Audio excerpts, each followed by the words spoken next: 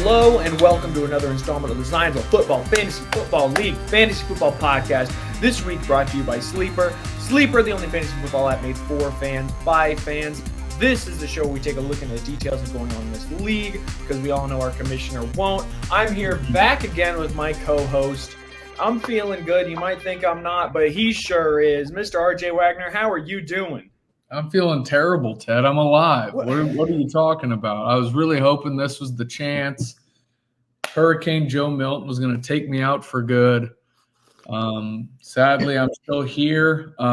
Did have a great weekend, though, celebrating with one of the only other league member that has never been on the podcast. Congratulations to him. And on top of all that, I did get a win, unlike you. So now you know what it feels like to join the pod after a loss. And we didn't, even though you didn't hide him like you normally do. Yeah, I forgot. Our guest, after he beat your ass, finally. Yep, we've got our special guest today, emphasis on special, Kevin Paul O'Brien. He's a consultant at Deloitte. Nice to meet you, Kev. Kev, how you doing? We'll cut that part out for you. Ted, I am doing great. You know, one thing I realized is you hit a quick skid with 2 straight losses, and it makes it so you haven't won in almost a month. It's just, it puts you in a really bad headspace. But like we said, celebrating our friend this weekend, absolutely annihilated you, handed you your first loss, have a lot of details to get into, and I'm excited to chat about it.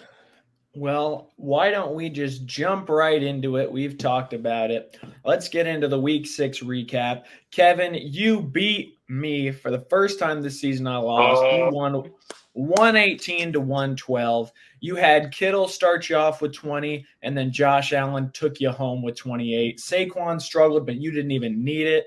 I had, bad week by Dak. If he had scored 10 points, I would have won. But Derrick Henry, Terry McLaurin keep me afloat, making me feel less hopeless.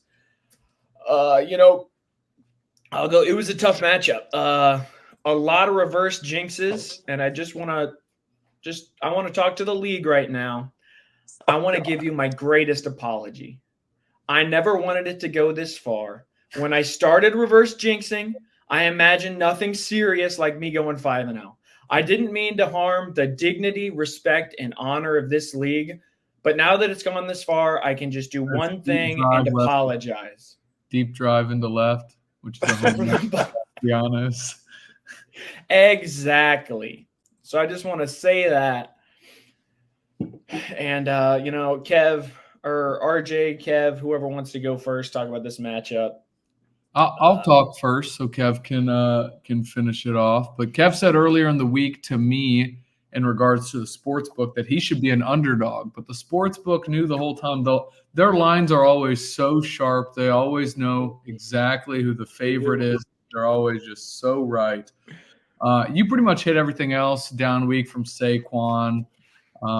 Besides that, a pretty good overall showing from the whole team. Was afraid for Kev after the Thursday night great start from Kittle. It would be similar to last week against me after he got 27 from Drake London and still lost. One thing to note that I wouldn't like from Kevin's team is still only 4 targets from Amon-Ra, which just seems pretty weird because it's not like last year where if Amon-Ra had like 5 or 6 targets, which was not much for him, Laporta would have like 10. But Laporta's not getting them either, so I don't really know where they're going. Seems like they're just running the ball. Since I have David Montgomery, I know that feels very good for me. And then, Ted, honestly, you really have one man to blame, and that's Dakota Prescott. If he just threw one more touchdown, like one more drive and threw for 1 touchdown in the game, you would have won. I think it's one of those situations you need to be like, Dakota, I need to see you in my office. Just let him know what's going on because you would still be undefeated if it wasn't for him. Also, for you, Ted, I didn't see the overall domination like you clearly did from Derrick Henry this whole season long. He's been incredible. Didn't really think that was going to happen with his age, and then Terry McLaurin's connection with Jaden Daniels has turned him into a wide receiver 1. No questions asked. So, yes.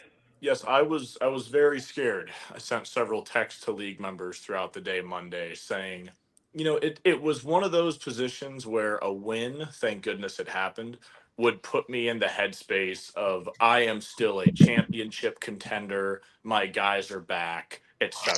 If I had lost, I'd be sitting here at a 2-4, a fucker walk with Monty next week. Because of how, Allen playing Monday night, it would have meant he had a bad game, which would have made it 3 straight. So it was a huge, huge game. I have some stats for you. 4 out of the 6 Bills games have been on the road thus far. Those have been Josh Allen's 4 lowest totals of the season. He averages 16 points a game. In his home games, he averages 37. Wow. Saquon's only scored touchdowns in 2 out of his 5 games. Mm. So he was RB3. There's a stat for you. I feel really good about you. You hit on Amon-Ra. I don't know what the hell's going on there, but my first and second round picks combined for only 18 still got a win.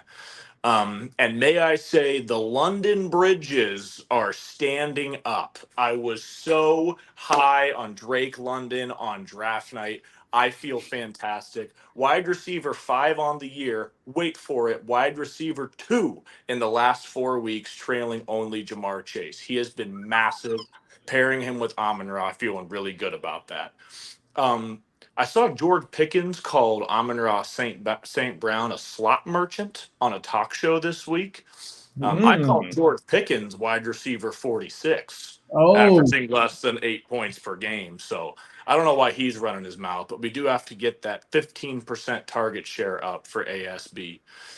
Besides that, to my previous point about a win making me really look up, all the things I just said with Pacheco coming back in like 2 or 3 weeks, I hope. Waddle becoming relevant again if Tua ever stops being a vegetable. Something to watch, maybe a stat, RJ, I feel like you've been tracking. My kicker and defense combined are only averaging 14.8 points through 6 weeks. Very low. I realized it this past week because they were both in prime time, both did terrible. That has to be the lowest in the league. And so my streaming's just been off. I think I consider that a good thing, though, that you're 500 and they only contribute that many points because there's some sort of luck that comes to it. So your skill players, I think, should take up a lot more, i.e. Trevor having 34% of his points come from those 2 positions. Stop.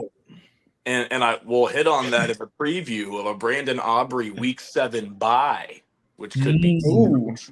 But last couple things, Rico Dowdle is my sleeper, quietly the lead back in the Cowboys backfield, although they're awful. So I don't know if that's much of a sleeper. Ted, how about you mentioned either last week or 2 weeks ago your stubbornness with the bench. Chuba Hubbard is RB2 in the last 4 weeks. We'll get to it in the preview with your Week 7 decision, but he has been unbelievable. To RJ's point, Scary Terry, like a 30% target share this year already. He's clearly the best receiver there. And yeah, that's what I have here. 3-3, feeling good, and I love my team. Can't stop thinking about Drake London. I dreamt about him last night.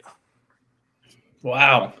Well, I don't want to get into any gay sex dreams, so let's move on to the next matchup. We had Trevor beating Monty 118 to 109, a very similar score to the last matchup.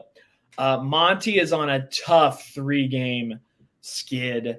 Maserati with nothing, Brian Thompson Jr. with 4, James Conner barely getting 4. Jordan Love kept him afloat with 33, A.J. Brown doing all right, and Trev just had an all-around good week. No player scoring higher than 20, but he didn't need it. He got Lamar, J.K. Dobbins, Garrett Wilson holding steady. Trev got a good quality win. Yeah, Ted, huge win for Trevor. To add that extra layer of separation in the standings, because they could both be 3-3, but to get the 4-2 and 2-4, that's huge for really us being at the top of the standings to get that separation, and obviously big for Trevor as well. Great debut for McBride for Trev's team. J.K. Dobbins, like you said, looked great. really doubt he gets 27 carries again. But I don't know. Biggest thing for Trev, though, that happened was this Tuesday, with Amari getting traded to the Bills, and then shortly after Devontae getting traded to the Jets. That just plummeted Garrett Wilson's value, I would think. But definitely boost Amari's. Again, I would think. Anything can happen. You don't really know. Who knows? But Binky had it rough with the injuries. For Maserati, if he just played and averaged what he normally gets, he would have pulled the win out. Love seeing A.J. Brown come back and immediately go for 116 and a touchdown. Getting him and Devonta back. And the Eagles offense also looks huge for Jalen Hurts, but who knows if he's even going to need him with how good Jordan Love has been playing and how much they've been throwing the ball. Really interesting to see if the Devontae trade has anything to do with Breece Hall's production. I would think that it would help it open up the box a little bit more, but also their use with Braylon Allen this past week was a lot less. If that's going to stay the same, if he's going to get a big enough workload for that to even matter, who knows? Definitely tough loss, though, for Bink, as that now puts him in 7th in the come game. Seventh place and 3 straight losses. It reminded me of what happened on this day, October 16th in 1854. Abraham Lincoln, for the first time, spoke out against slavery. And I think that the Bink should make a similar speech to his team. 2-4 is in dire straits. Is the exact position I said. Racism issues in the locker room? What? Just from a public speaking leader of men perspective, he hasn't won in a month, And as I was, doing an analysis of the Binks team, I labeled it as just very cross your fingers. I mean, I see James Conner on a struggling offense with Kyler taking away rushing yards. I see Breece Hall, I have a stat for you, running back 18 in the last 4 weeks, trailing the likes of Najee Harris, Rico Dowdle, not what you want to see from, first round pick. Malik Neighbors, though great, is kind of seeing stars with his concussion. And then Brian Thomas, I just hate Trevor Lawrence, so I wouldn't feel very confident. Wow. It just feels like a lot has to go right. And I'm labeling the Bink as the most nervous team in the league right now at 2-4. He's playing me. I feel wonderful about my chances, so I would not feel great about his. RJ mentioned it. I did want to point out, we haven't talked much about A.J. Brown. I didn't even realize he had been hurt for so long. Averaging 20.5 in the 2 games he has played. So he's still A.J. Brown, and Monty does have Jalen Hurts. So it could be a massive stack. You touched on 27 touches for Dobbins. Eckler was a solid plug and play while B-Rob was out. I saw some kind of stat about backfield share and like how that jumped, but he had great. Yeah, Trevor played Eckler this week. Didn't he? Doesn't Trevor? Oh, no. I think you lost me. Hello? Are you? Yeah, you're kind of frozen. Yeah. I think me and you were fine. But... Is there another hurricane? Whoa! A surprise hurricane? Is that Nadine? Is that Najee Harris? Hurricane Najee. No, but I was just saying. I think I'm okay. Wait. Oh. Yeah. I thought you were still talking about Monty's team when you said Eckler. No. And so many question marks, like RJ said, when we get to the preview. I would be saying, if Mr. Adam Schefter wasn't all over my phone yesterday, that Garrett Wilson's been wide receiver 6 in the last month. And you got to be loving that chemistry. He had like 23 targets in the London game. But I certainly have an opinion about the trades yesterday. We'll get to it in the preview. But Trevor's 4-2. It's been a management masterpiece. Mm-hmm. Yes, definitely. And let's talk about another masterpiece. I want to talk about the masterpiece theater that we've been watching from the comeback king, Mr. RJ Wagner. We'll get into Kyle's stat of the week, but dealing with incredibly bad injury luck. RJ has come out of the 0-2 hole. He beat Chase for his fourth win in a row, 120 to 109. Just a tough week for Chase. He showed some gumption, getting Cole Kmet, who went off out of nowhere. Bucky Irving, he started. But Rashad White starting him and Bucky Irving, kind of interesting. Don't know what was going on there. Probably maybe just hit optimize. And then RJ really had a pretty solid week out of everyone. David Montgomery with 20, Chris Godwin going off for 30. You got to be feeling good about your team, RJ. How'd you like this matchup for you? Yeah, Ted, two main things coming into this matchup. Last year, Chase averaging 170 points against me in the two matchups. He got like 164 and 180. Was it really 170? Yeah, he averaged. That's ridiculous. And then just in general, Chase always beating me. But the craziest thing happened at 1 p.m. and 1 second when the lineup's locked, and to see Chase Fisher started an inactive player in Rashad White. I was absolutely baffled, especially with the fact that he did adjust his lineup. It's not that he kept it from last week. He adjusted to take the bye. The guys out of the bye. Oh my God, Jenny pooped and it smells so bad. Oh, pooping me. The guys out of the bye week in the starting lineup took him out, but put him in. Crazy. Regardless, if you put, what was I saying? Oh, regardless if you put in JSN or Brandon Ayuk, the two guys that were on his bench that did play Thursday night, he still would have lost. But still, does this show, lack of interest in the league, his mind elsewhere, or is he waving that white flag or that dirty white cum-filled shirt already? He's ready for it. I don't know. And then for me, like you said, it's good to see Godwin, Montgomery go off and be my, brightest spots. One thing that I really, really like about my team is I feel like on average, it's a solid team. Like they're all about even.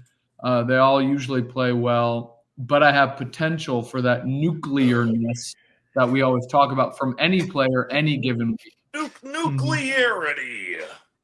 2 weeks the 2 weeks that Mixon has played, he's been on my bench. Mm-hmm. I think he has like 24 points in those 2 games that he has played. Burrow got 40 or whatever last week. Godwin, Montgomery this week. Deontay Johnson's hit it for me. Kenneth Walker has gotten 27. Jordan Mason, you name them, they've produced for me. I'm very happy with my team so far. Glad to get a win.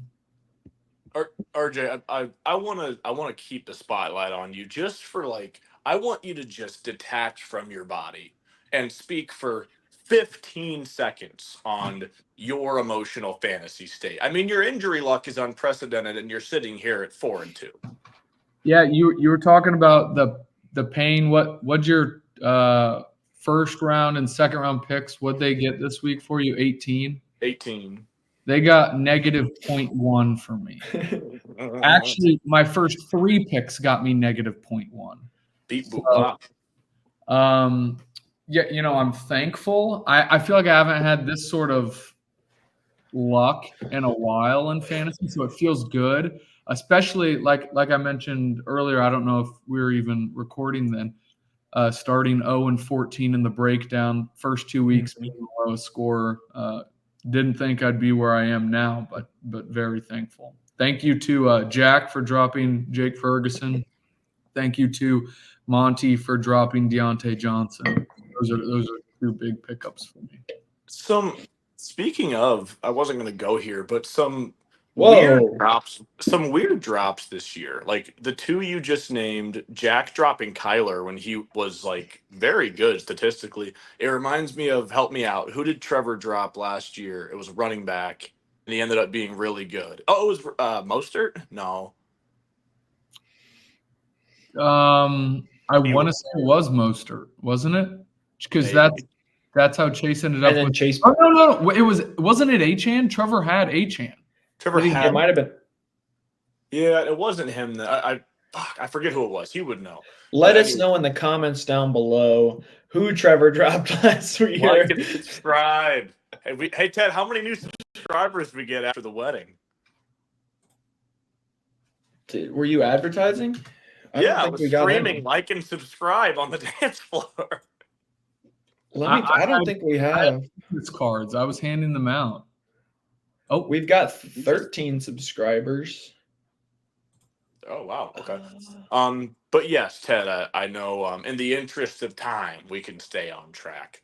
I was previewing this result, and it reminded me of one of my favorite lines from Moneyball. It was the Red Sox GM, and he said, "If you are not crumpling up your team strategy, throwing it in the trash, and modeling after RJ's management style, you're a dinosaur." I mean, the guy's doing things that we have never seen. I have a stat for you. Kenneth Walker, in terms of points per game, running back 4. I think he missed at least one game. Mixon through injury, points per game, running back 5, each with like 19.3 something. They've been unbelievable. And RJ didn't even need him. He had Mixon on his bench this week, taking advantage of that split backfield in Detroit. And I just have here, last thing on RJ, is when are we going to really respect Chris Godwin? I mean, Mike Evans is this big, lanky guy. He's this would be his 10th straight year of 1,000 yards, which is insane. But it overshadows Chris Godwin from like a media perspective. I mean, I counted up 9 targets a game, 5 touchdowns, gone over 100 yards twice. He's just unbelievable. And Evans doesn't age, but I mean, it's probably better for him to take off some heat from the secondary. The other side of this, I want to get on my soapbox for a second. Get on it now. Get on my emotional soapbox. Look. Okay. I am on record, one of last year's pods, saying Chase has forgotten more about fantasy football than I will ever know. Mm-hmm. He eats it, breathes it. He's a consistent force in the league. I'm going to call him the Bill Belichick. How did you do that? Whoa. Who did that? He is the Bill Belichick because the league is better when he is in it, which he always is, but it's better when he is locked in. And I just don't feel it through the first month and a half. This is a good team. He has the best quarterback in the league. I want a packed leaderboard. I know Chase can do it. I think he's about to go on a run. I don't know what's up with starting this inactive, but it needs to stop. It's time to focus up. Other things I have here. Let's go to Chase's receivers. Both of them in double digits this week. And on the uptrend, Stephon Diggs with Nico on the IR is going to do big things, already has. CD is going to get back to form. This was interesting. CD still wide receiver 10. Just the eye test, watching Red Zone every week, he was obviously like undisputed top 3 pick. I thought he was a massive disappointment, and he has been just from watching. I couldn't believe he was still top 10 statistically. And so it's kind of that, like, you know, disappointment from the eye test, but still putting up those numbers. Like, you'd think he could only go up. I would like to think that's still a good enough offense. They've just been so bad. And look at who got him 0 this week between injuries and buys. Aaron Jones, Brian Robinson, Kyron, and now Devontae will hit in the preview. So little bye week hell, little injury bug, but even at 1-5, I think the focus is going to come back and he can do it. He has to do it. I want that packed leaderboard. It's going to take a lot. It's going to take a lot. It's almost too little, too late. I'd just like to point out to the viewers, Kevin's got a lot of these stats. I texted him 2 hours before we started recording, and boy, is he prepared. I had several meetings too. I have been motoring through stuff this morning. Sundays now. Well, just to keep the preview going, or the I didn't like going. I didn't like my lack of preparedness last time because there was also that wasn't short notice. I was just lazy, so I wanted to come with some more research. Kevin, how'd Let it you be get the known. fireworks going? That wasn't I me. do- That was Teddy. That wasn't me. Are, are you serious? I no, I I've wish. maybe it's this app. I've seen a thing that Kevin, caused do the thumbs up. them up. Oh, Yeah. how do you do the fireworks? Or Teddy, is that you? It's not me.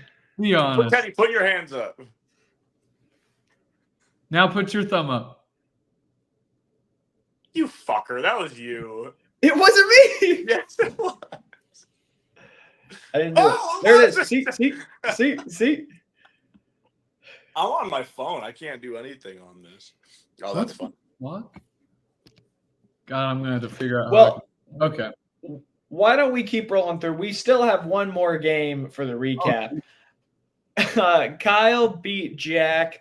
The must-win, can't lose. Kyle moves to 3-3. I think he's got to be feeling better. Keeps him out of the cellar. Jaden Daniels, 24. DeAndre Swift, 20. Zay Flowers, 18. Had him in the clear. Jack had some huge production from Brock Purdy getting 30. Bijan with 24. Debo with 20. But the rest of his team really let him down. Oh, that's disgusting. Need a beer. Ted, Jaden Daniels, respectable debut, getting 25 for Kyle. For him, best thing, the 9 targets from Zay Flowers and 132 yards to me. You're this really guy loves targets. Really starting to see consistency out of a guy that we haven't seen in all these years. Like, he's always been the guy kind of, but he's had the double-digit outing, and then he'll go for 6, 4, and then maybe a 10, then 2, something like that. But really starting to see that consistency. Brock Bowers really solidifying himself as a top 2 tight end the rest of the year. Like, pretty much him and McBride, who he traded away, I feel like are the only 2 guys that you can feel confident putting in that tight end spot. Sort of like Kevin's lineup, just an overall good team week besides Ty Johnson, which they just went a different direction with the backup, so it's whatever. Now, Jack, his mind was probably focused on other things this weekend. You have 9 slots in a starting lineup, but this was a 4-man team, like you said, with Purdy, Bijan, Debo, and Kaimi, which accounted for 80% of his total points. Goddard got hurt, but with AJ Brown and Devonta back, can't see him doing much when he's healthy. Like you said, Kev, Godwin getting all the work out of the slot takes away from Mike Evans a lot. Antonio Gibson doing absolutely nothing with the whole back of New England with Ramondre out. Both teams going into this being 2-3 was a huge win for Kyle to get back even. And terrible look for Jack. 2-4, not only for the standings now. When that tiebreaker comes rolling around, you need every win with the guys around you in the standings, and they're right there. So that really puts a hurting for Jack. That's one thing I thought about too before I get into I forget who all I beat off the top of my head, but it's like the people I need to beat, I'm losing to. Like RJ, you beat me, and I guess it's a long season, but anyway, I digress. So on this day, on this day in 1934, the Chinese communists retreated from the nationalists and began what was called the Long March. It ended the Chinese Civil War. I think it's time for Jack to retreat and surrender. Let's take him out back and shoot. let's take him out back and shoot him in the face. He's thin on the roster. He's weak. He's now married. I'm pretty sure he's in Hawaii. The season is over. I am selling my Jack stock. The beginner's luck is done. The regular season success is done. I have some stats for you. He has one quarterback who, after a 30-point performance, Jack still lost, and Purdy still averages less than 20 a game on the season. I have a stat for you. Ramondre Stevenson averaged 27 touches per game the first 2 weeks. In the last 4 weeks, he's averaged 13 touches. By the way, he is running back 48. How about the former 1,000-yard rusher for the Falcons, who's averaging 13 touches per game the last 3 weeks? Oh, I'm talking about Tyler Algier. I mean, guys, he has out-carried Bijan in 2 of the last 3 games. Bijan's gone over 20 one time. Am I frozen? No, Teddy was frozen. And it was against a god-awful Panthers team. Who can you trust on this roster? This is also why I always say I don't want to draft DK. Started hot, but in the last 2 weeks, he is wide receiver 55, facing mediocre defenses with a healthy quarterback. I don't see it. I'm out on Jack. Today in 1923, the Walt Disney Company was founded, and Kyle finds himself in the most magical place on earth. The guy is scorching hot. QB3, wide receiver 1, tight end 2 on the season. DeAndre Swift, I have a stat for you, is running back 3 in the last 4 weeks, averaging 21.6 in his last 3 games. Zay Flowers, completely agree, RJ. That's why you are a host. 27.3% target share on the year. The consistency has come out of nowhere. Nico Collins in the shadows, just probably the best receiver in the league before he got hurt. I was on here about a month ago on the pod saying that Kyle had a good roster, hadn't put it all together. He now sits here with 2 straight wins. 13-1 combined in the breakdown the last 2 weeks. And I have an announcement to make. RJ, I want you to take this back to the A6 Sportsbook reps to get me some odds. I want to place a future bet on Kyle to win the championship. Wow. Boom, locked and loaded. I think he is the favorite, and he is scorching. Kyle was the preseason #1 in the polls. Was he? But the NFL.com said I would go 14-0, and I was last in the power rankings. You know, it is what it is. Before we return, I have some of those statistics for you, real quick. Not much. Don't worry, Ted. Ted, I also have a short segment, if you'd allow me to. The floor is yours, RJ, if you want to go first, and then Kevin, if you want to, give your segment, and then after that, we can go into the preview. Perfect. Kenneth Walker this past Thursday saw a 16.7% target share.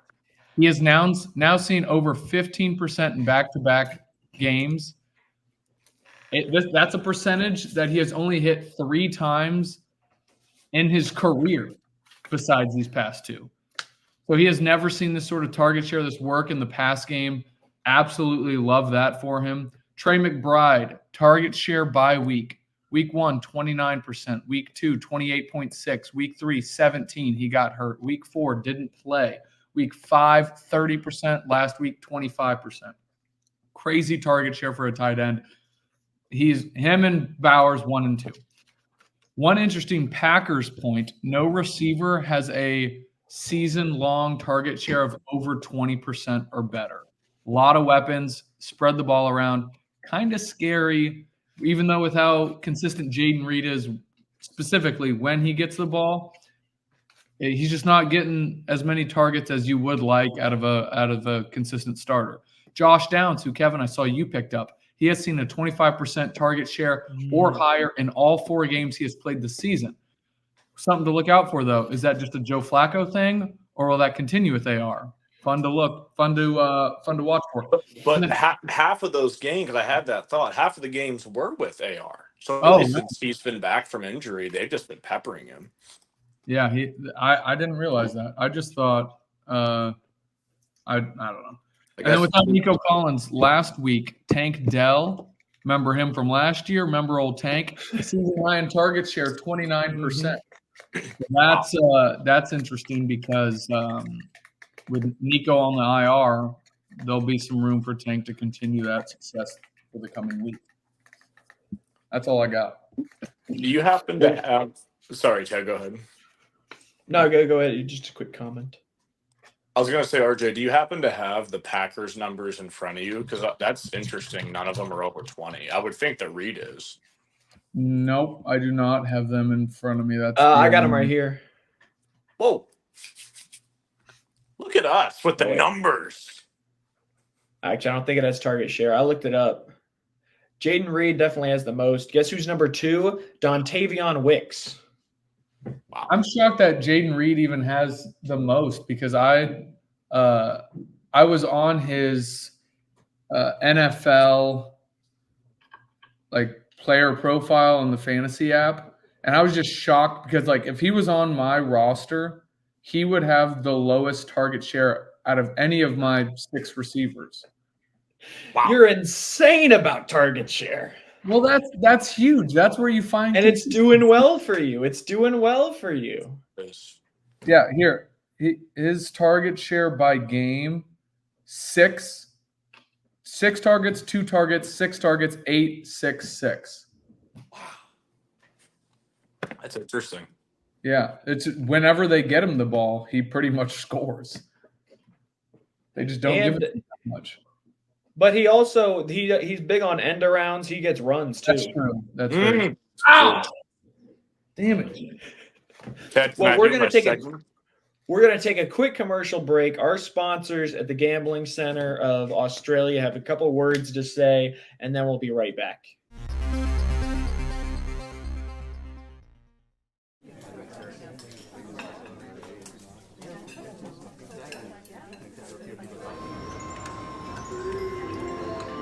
Gambling problem can make you feel all alone, but it doesn't have to. Get help today, please, for your family.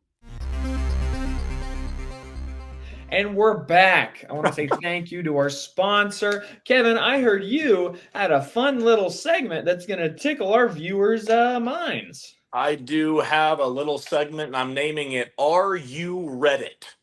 I will be reading some Reddit reviews of NFL fantasy app versus sleeper. Let's start. Whoa.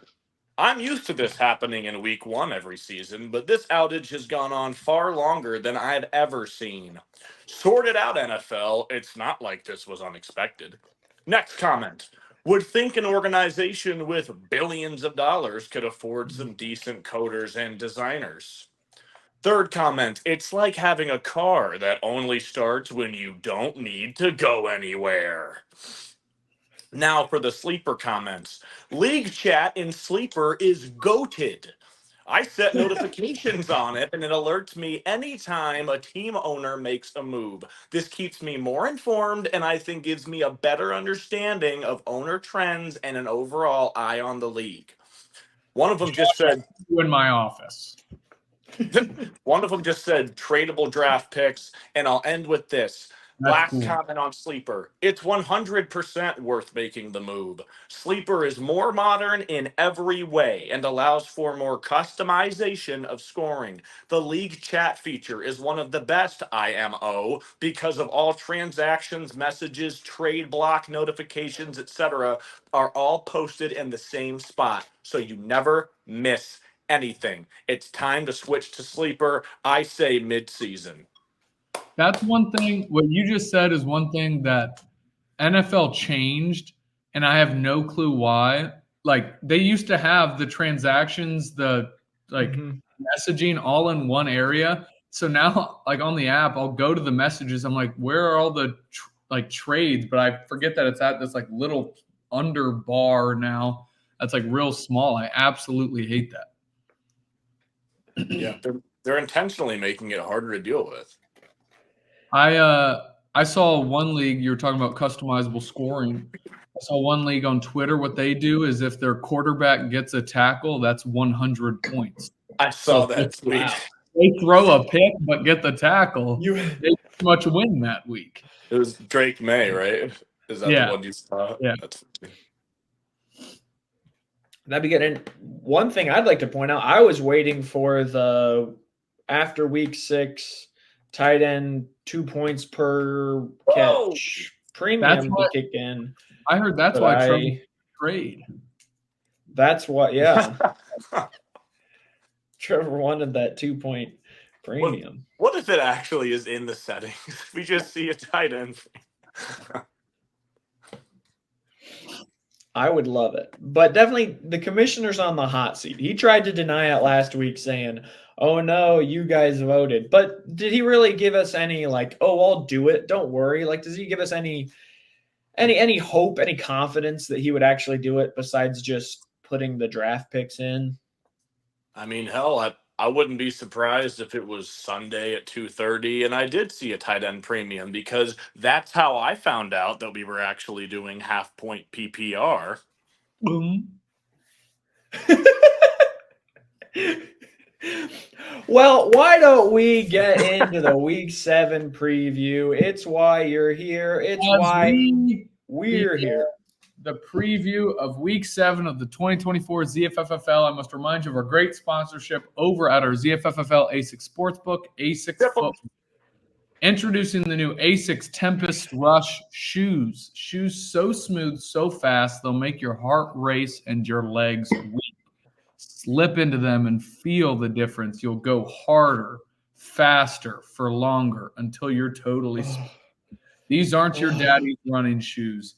They're the ultimate ride. Get ready to push your limits and leave everyone else in the dust. The ASICS Tempest Rush, for those who want it fast and love it rough. Lace them up and let it ride. ASICS, a sound mind is a sound body. Did you say Wow. make your legs weak?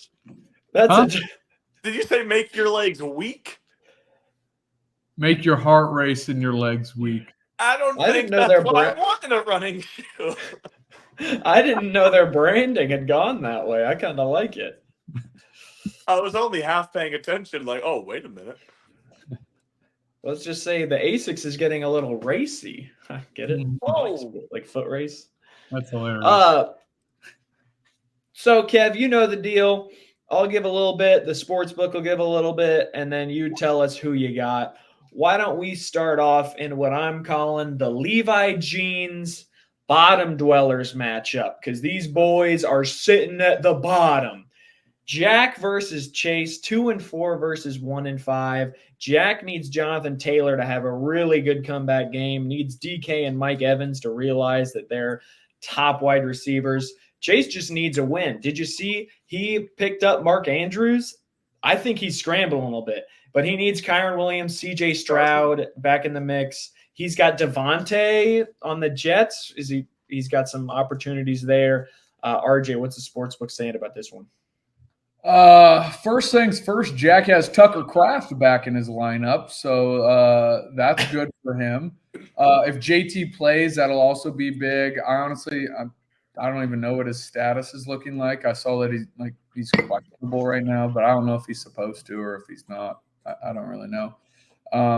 Like you said, Devontae on Chase's starting lineup, debut with the Jets. Really hope that hamstring's okay. That's been keeping him out of all those games. Yeah, that hamstring. Yeah. A lot of matchups this weekend are going to be coming down to Monday night, it looks like, and this one will be no different. Jack having Mike Evans and Chase, like you said, having Mark Andrews. Ooh. Who knows? Maybe Chase looks at maybe starting Baker on his bench. I don't know. The book right now likes Jack, but it's close, -2.5.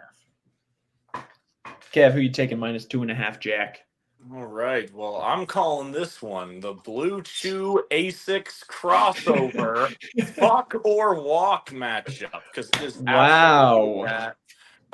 Unbelievable that Jack would be favored. Give me Chase alternate line.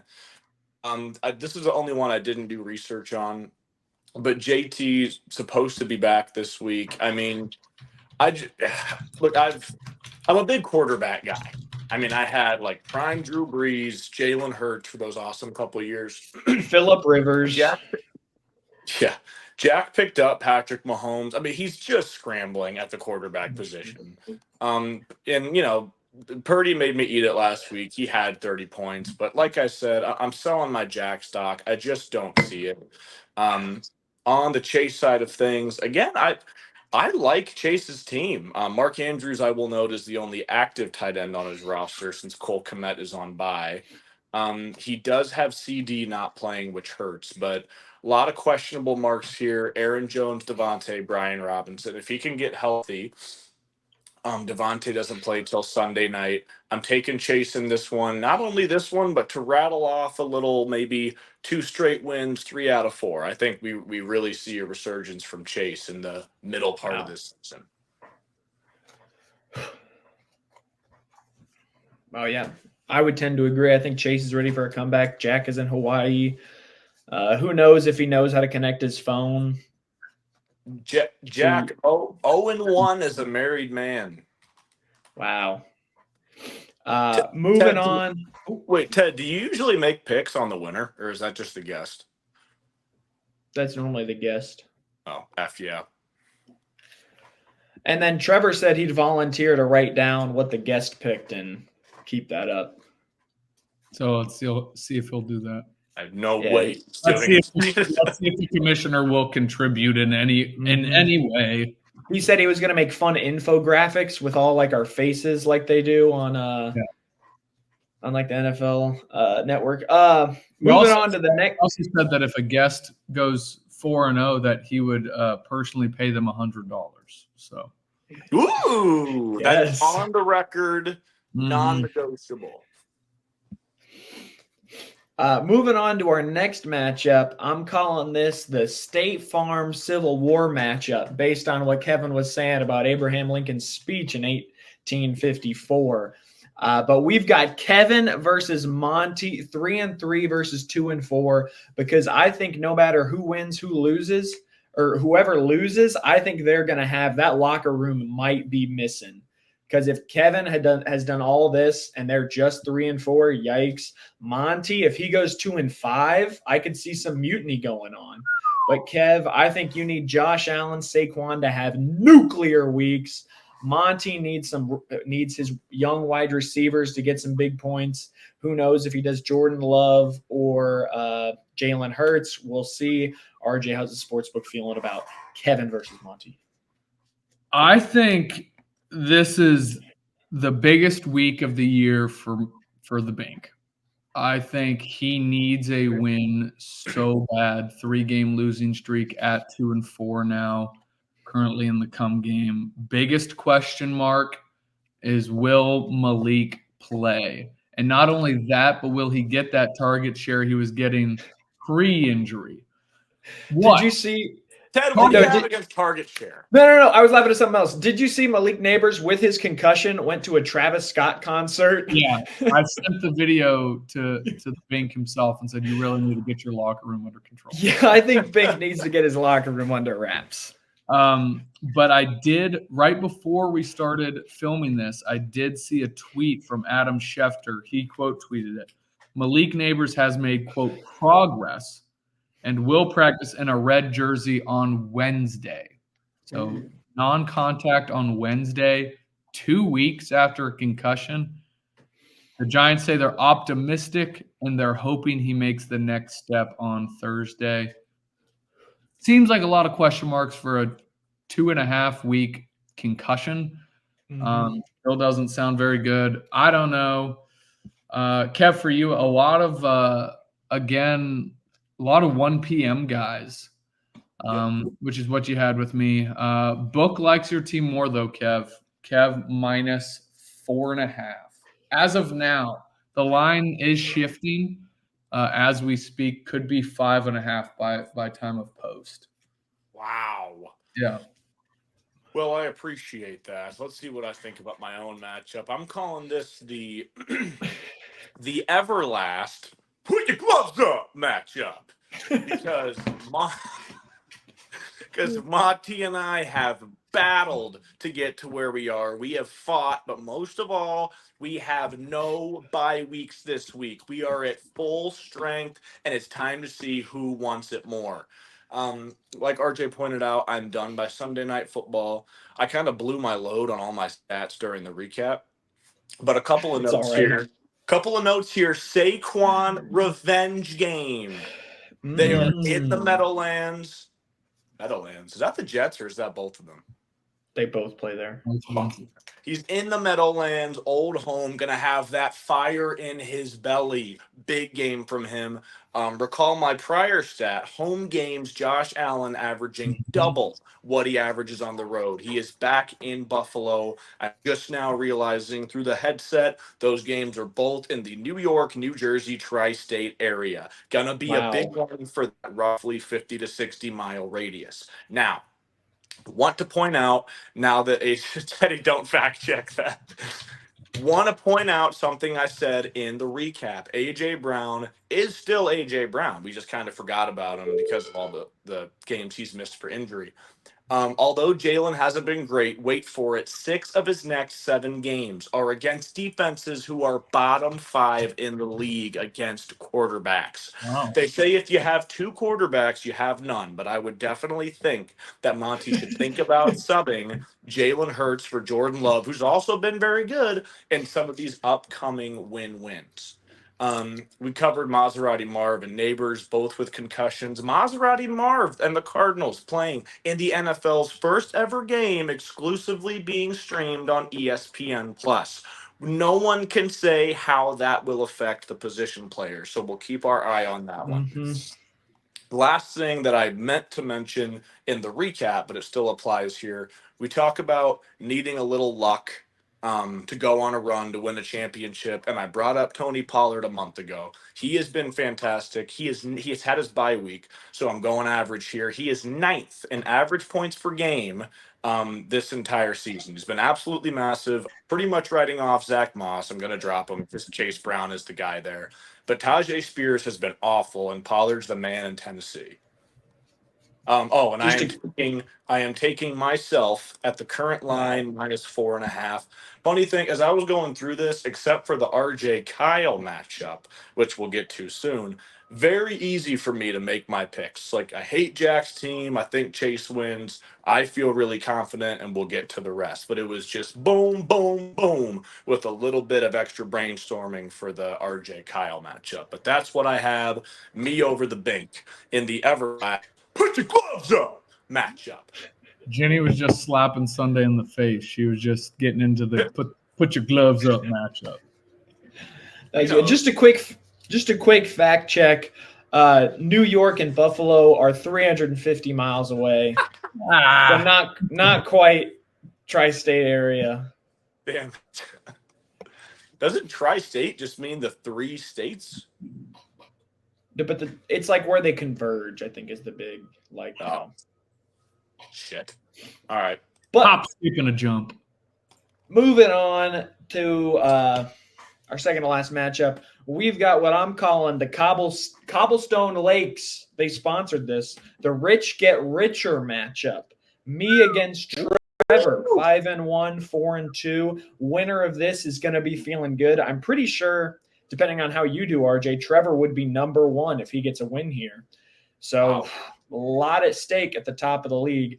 I don't really – Dak is out, but like Kevin would say, Dakota, get in that office, sir, and I'm going to give you a stern talking to.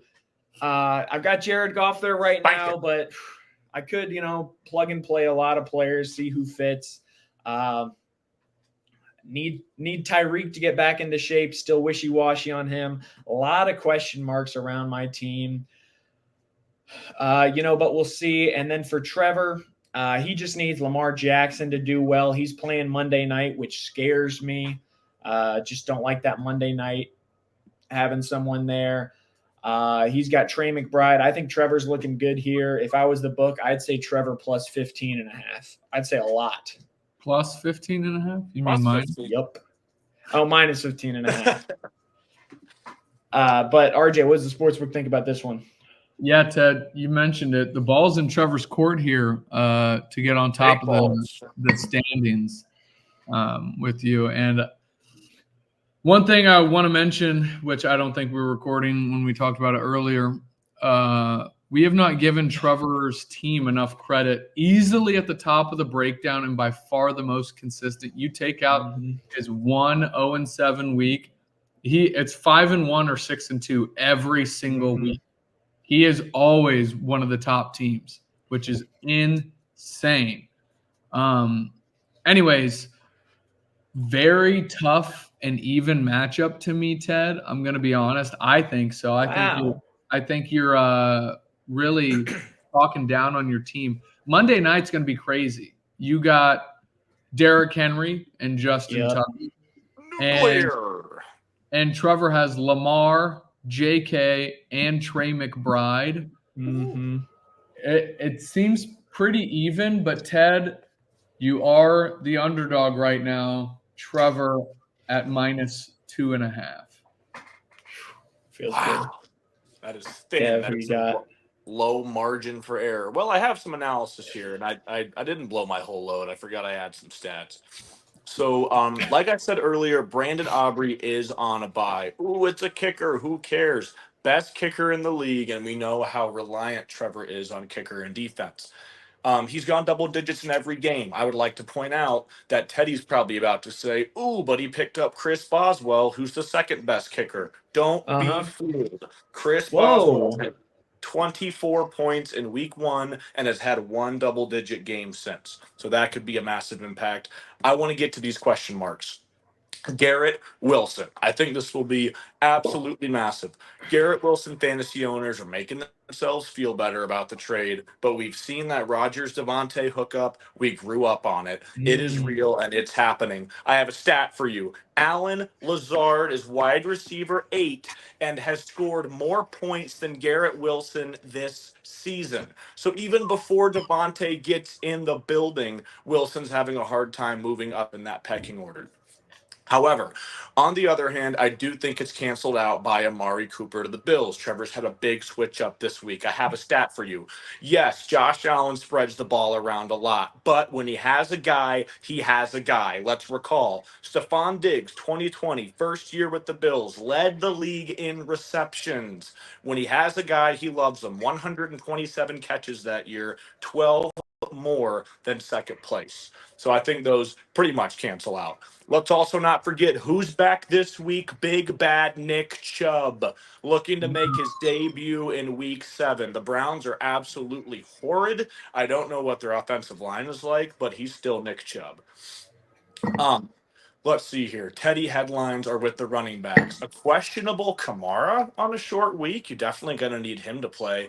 And will he start Chuba Hubbard? Rewind the pod, like and subscribe a couple of times for whatever stat I said 45 minutes ago. Chuba has been unbelievable in the last month. Jared Goff's had a near perfect last 2 games. Absolutely need him to perform along with Derrick Henry's insane season and Scary Terry. Ted, the depth isn't there on your team for me. However, the starting lineup, if they stay healthy, if they perform, will always give you a chance. After all, you are 5-1. That being said, I am taking Trevor in, oh shit, I forgot to say, in the Gorilla Ladders, take me to the cut matchup. Trevor -2.5. I think, Ted, I think you're going to go on a skid. I think your luck has ran out. Oh, shit. Wow. We will see. Wow. Let's make it a 4-hour pod. I'm clearing my calendar. And I have you next week, Ted. Oh, That's that's kind of a gauntlet, Ted. I take it 1 week at a time. But could be a lot of ups, could be a lot of downs. Speaking of downs, we got our next matchup. RJ 4-2 versus Kyle. I'm calling this the Bass Pro Shops catfish matchup because I want to see which one of you is legit, and I want to see which one of you is just a catfish. Looking at the teams, Kyle needs some big production from Jamar Chase. I think that's going to be huge for him. But you guys it's going to be interesting to watch both of your games because RJ's got Joe Burrow. He's got Jamar Chase. Kyle's got Jahmyr Gibbs. RJ's got David Montgomery. A lot of incest going on between these two teams. I think it's going to come down to who gets the ball. Kevin loves that. It's going to come down to who gets the ball in the red zone, and I think that's going to be huge for both of these teams. RJ, what is the sports book, and maybe your personal opinion too? Yeah, two of the hottest teams as of late in the league going head to head. Specifically on the breakdown, a stat from the stat man, he texted me. Last 2 weeks were a combined 25-3 on the breakdown. Me being on a 4-game win streak after starting 0-2, and then Kyle after starting 1-3 has moved himself back up to 500. I have two great matchups for my receivers. Nothing on Thursday. Godwin Monday night going head to head with Zay Flowers. That should be really fun. And I might even go to that game. I've been in discussions. Godwin might get me on a field pass and get me on the field. Let him know points we need. Take some snaps. Yep, exactly. I don't have a kicker in my lineup right now, or even on my team. Still in discussions about a possible trade, maybe to look out for some of the listeners. Might be coming in the next couple days. Thankfully, I don't have to face DeAndre Swift. Opening lines, though. Let me look. I don't have anything written down. Opening lines are having this. I lost the piece of paper that they gave me. Looking at a pick'em right now. Wow. Kev, how you feeling about that? I think a pick'em sounds appropriate for what I'm calling the Blackstone. Ow, that's hot match. You know what they say about when an unstoppable force meets an immovable object. That's what we have the privilege of witnessing here in Week 7. Two of the hottest teams in the league. The breakdown stat was insane. Kyle pretty much has his guys set. I was looking at his starting lineup. McDermott is optimistic about James Cook, who, by the way, has gone double digits in every game this year except for one. As someone paying extra attention to Josh Allen, surprising and not thrilling for me to see the new run-heavy Bills, but James Cook is a beast. Like, I had him last year, and his second half of the year was great, and he's carrying that along. Only weak spot, probably biased as an Amon-Ra first-round owner. Only weak spot's Jamison Williams, who's a bit big play dependent, but he is having a great year coming off that leukemia. Now, RJ has some decisions to make, but it's a good problem to have. RJ, I know we discussed in the owner's room last week how you love your entire bench, and I don't blame you. Does Jordan Mason stay on the bench in what could be a high-scoring affair with the Chiefs? Do you trust Godwin and Deontay Johnson over the likes of T. Higgins, DJ Moore, Devonta Smith? Mentioned how the Eagles have some positive matchups coming up. Good problem to have. Latest report, speaking of receivers, I see Puka's out through at least week 8, maybe lining up with the Pacheco timeline a bit, and need Burrow to stay hot. But definitely the matchup of the week. Hearing rumors they're going to flex it to prime time, get Tirico and Tom Brady on the call. Little Fox, ESPN, Amazon crossover. And in the Blackstone, that's hot matchup, I am going to pick Kyle in the pick'em. I think it will go alongside my futures bet that I think he is just on fire right now, and that is my pick. Yeah, you mentioned my bench and the decisions I have. I've narrowed it down to it's either going to be Deontay Johnson or Devonta Smith in that wide receiver 2 spot. Devonta Smith hasn't scored less than 11 points. He's extremely consistent and has had like 17. He's had 11, like 0.2, 11.7, 16, and 17 points or something like that in his few games he's played, or 13 and 17. And then I don't know what I'm going to do at running back Jordan Mason. I have no idea, or who I would even take out. So I don't know. I have a lot of question marks. And then who would I, if a trade does not work out, drop to pick up a kicker? I was going to say a lot of us who were in that trade market, there have been some like under talkings between the other GMs saying, why trade with RJ? We can just wait for him to drop ETN and then it's all ours. People are there are rumors out there. I was talking and, to Shams on the phone. That's And- just the wrong sport. And Trevor, the handcuff thief, swoops in for Tank Bigsby. Mm-hmm. I had a question. I was on the treadmill yesterday morning. This is being filmed Wow. Wednesday, so I'm referring to Tuesday, not the treadmill. I was on the bike actually. And I have a question as I was going to stream a kicker defense. Do you think Trevor is up until 3 a.m. every Monday night, or do you think he sets an alarm? Because he He's up. always makes transactions right when the window opens up for his kicker and defense. It's insane. No, He's he's up for sure. yeah. Yeah. Well, that is it for our Week 7 preview. After this week, I think that'll be halfway through the regular season. Too fast. More than that, this year is flying by. I think we have some polls to discuss. Oh, There is. Are you talking about the landslide end of season party location poll? I'm talking about the poll man's 2 Monday Night Football polls in addition to the aforementioned end of season I poll. think you just want to gloat because the league said who will win your and I matchup. 4 votes for me. You came out on top. I voted for Kevin. I assume that was just.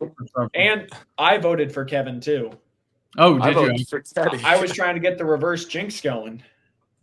I assumed I was anti-Kevin bias because I was scared, but objectively, like I should have won unless Josh Allen just had a third straight awful game. But anyway, I was just shocked that I know projections are never right, especially on this app or even close. But I was just shocked because at the start or before the Monday night game, weren't you still projected to lose by like a little bit? 0.5 or something like that. Yeah. Like It was supposed to be close. I thought he was gonna. I don't know what did you end up winning by? I thought you were gonna win by like 6. 15. yeah, 6. And I mean, McPherson Sunday night got like 5, so I definitely was sweating. The Bills D wasn't good either. So those polls. And then the other poll, who will win the Monday night matchup, Trevor or Monty? Trevor won in a landslide, 6-1, and he did in fact win. But that last poll that was happening, That was some surprising result, I was thought. shocked I by didn't see the end result. the outcome. I did not see it coming. So it looks like people are done with Vegas. They love the more, Mhm. which I'm speaking for myself right now. I do like Vegas, but I love a more. Hey, put him alone up on the screen, so he can have a monologue. All right, listen. Wait. I love Vegas, I do, but I like the more sort of draft how we did it. We made the casino more of a one-time fun activity to do as a group, and that's fine, that's good. And then we get that out of the way, and we talk with each other more. We get to hang out, do some more fun things, do fun activities. I think it would be really fun. Personally, so this is what I'm going to do. I'm going to put out a Google form in group chat so everyone can sort of anonymously put different locations that they want in. And then I'll take that, Jenny, stop. I'll take that into account and put out a new poll, and we can start voting on locations, not necessarily someone to host. Maybe we can go to, what's that place Jack always talks about that was in the middle of everywhere? Clearmore, Oklahoma. When we look between every place, we could find some random spot that we could go to. That could be fun. Maybe Cancun. Maybe do a cruise. Who knows? We could find a cheap go on. That would be fun. Drown ourselves. Yeah, Diet C. Ted, can you hear us? For everyone to like. So that's the plan. I was shocked though. 7-0 sweep. Yeah. Oh, it was a sweep. It was a sweep. Wow. So. I saw it at 4-0. What do you guys think? You can put it back 3 people. We'll go back. Yeah, I couldn't have said it better myself. Vegas has been great. I mean, the draft party was a ton of fun. I think we all kind of, because it got brought up at Jack's wedding. I think when we all took a step back, it's like, well, that's, like gambling as an activity and not just like a 4-day bender of like constantly at the blackjack table. So I feel like we're all aligned. I'm excited to see where people want to go. Yeah, my big question mark, one person didn't vote. I can't see Trevor not choosing Vegas. So who do you guys think the person who didn't vote? That's true. I was thinking that the person that wouldn't have voted was the guy that's on his honeymoon right now, but yeah, it wasn't Trevor. Trevor's going to Vegas regardless, whether we're there or not. Maybe we do Vegas, but an Airbnb off the strip. So we have our own house, do our own stuff, and just drive in. I don't know. That's an option. Did someone say Atlantic City? Beep boop bop. That sounds awful. And we need to start discussing on when. Yeah. We would go. If we'll have to go again in March or it was in March. Looking at the 49ers, I don't know if we'll need to take Chase into consideration. Mm-hmm. Hasn't been looking as clear cut as last year. But yes, there's a lot going on. A lot of season left, so no one panic except for Jack. But unless you two have anything else to say, Kevin, do you have any of your projects to plug? I know you were doing something about like you were going into low-income housing and something like that. Yeah, I've set up a GoFundMe. It happens to be on the Venmo app, but it is a GoFundMe at Kevin O'Brien 15. I am hurting. I am a victim. I am currently displaced from my home due to devastating fire where a very small number of people suffered very minor injuries. And I just talked to the repairs guy this morning, and he said, I'm lucky to be alive. And so, frankly, I think maybe he's lucky to be alive? I am, yes. What was the repair guy doing? I'm just letting you know I'm lucky to be alive. I got fucked up. He said, even though I was not home when the fire occurred, you are lucky to be alive. He said, because you shouldn't be, is what he was saying. Right. He also called me a warrior, and he said my fantasy team is going to really start rolling. I don't know where he got that. He's probably one of our 13 subscribers. But I am a victim, so maybe take that league buy-in, double it, send it my way. I'll tell you I'm going to share it with Gianna, but I'm just going to take it to the blackjack table. Victim, GoFundMe, bang it. Also, Teddy, this is not a promise. I shouldn't even say it, but I'm going to get that Twitter back up and rolling. Thank you. Get us going on Twitter. Someone has to take Facebook, LinkedIn, MySpace. Let's blow this thing up and go nuclear. That sounded great.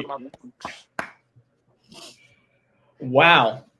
So with that, I want to say thank you for listening to the Zionsville Football Fantasy Football League Fantasy Football Podcast.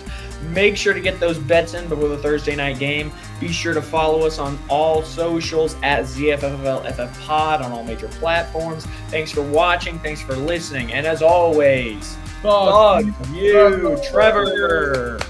Like and subscribe.